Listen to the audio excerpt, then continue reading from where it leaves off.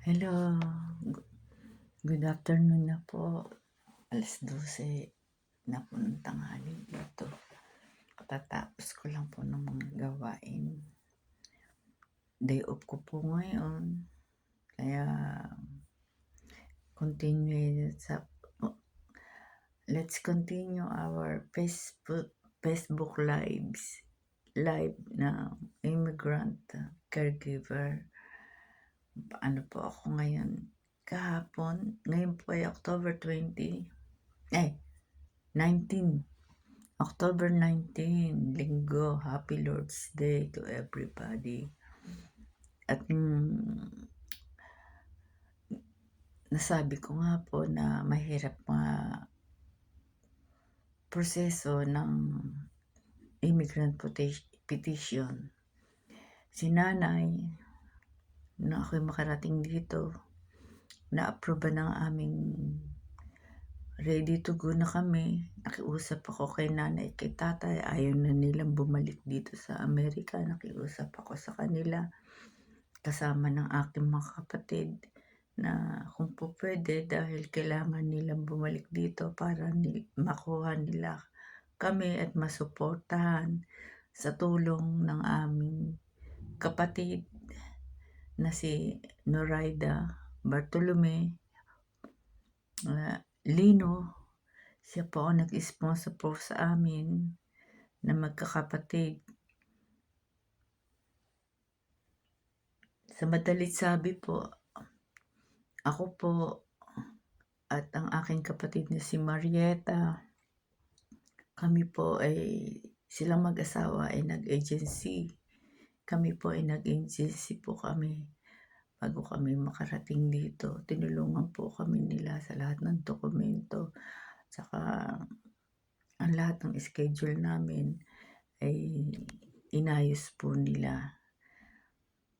Kaya nung napilitan pong bumalik si tatay at si nanay dito sa Amerika dahil nga sa approval ng petition, hindi naman po namin akalain na magtatagal. Inabot din ng ilang taon kasi po kasakit ng emergency si nanay. Nagkaroon siya ng heart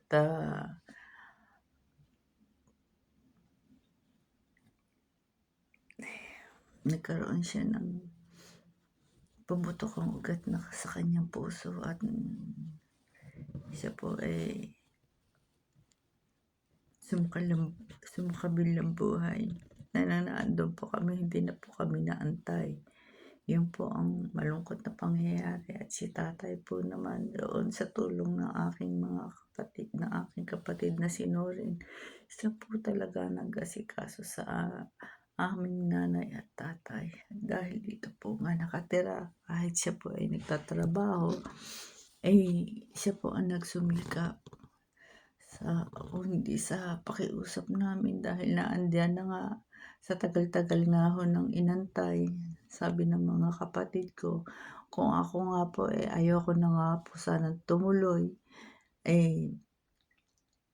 Sa pakiusap ng mga kapatid ko na ate, tagal na nating inantay yan, tapos andyan na, hindi ka pa tutuloy, hindi ka pa pupunta doon para makita mo na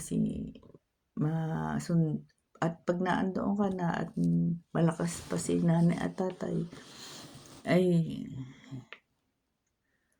magbabakasyon kayo, isasama mo nyo na sila pabalik. Si nanay ko po ay magbe-birthday ngayong October 24.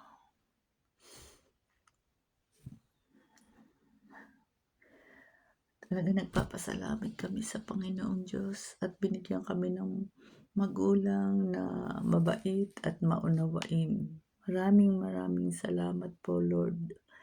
El Shaddai, Lord Jesus Christ, Divine Holy Spirit, sa inyong walang hanggang kabutihan sa amin, sa aming mga magulang. Ngayon sila'y nasa piling mo na, pati si tatay. Maraming salamat po.